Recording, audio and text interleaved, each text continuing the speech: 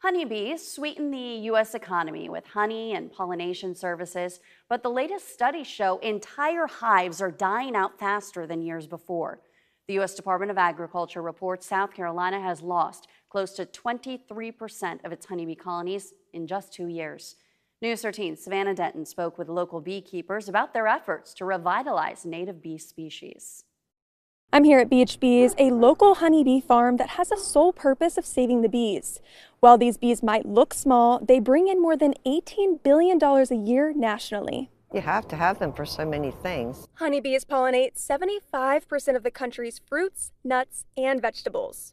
When we first moved here about 18 years ago, there was bees on everything. There was just honeybees everywhere. And then as the years went by, there was none. That's when Beach Bees decided to do something and began researching and getting the necessary tools to house and work with bees. Owners Peggy and John Rono say they started with one original hive a few years ago. Now they have 7 hives with more to come. Inside each one of these boxes is more than 50,000 bees.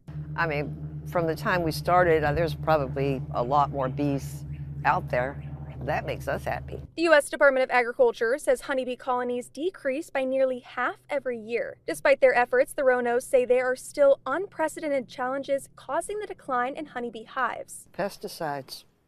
Really, it's probably the biggest thing. But the county is wonderful about letting you know when they're coming. Infrastructure changes to our area also impacts the bees, but Reno says she doesn't see this as a large concern. I'd say they might have been displaced.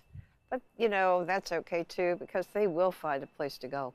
Across South Carolina, around 2,500 beekeepers manage nearly 30,000 honeybee colonies, which produce more than 1 million pounds of honey, in addition to the pollination service that many people take for granted. In each of these hives, the bees can produce up to 50 pounds of honey.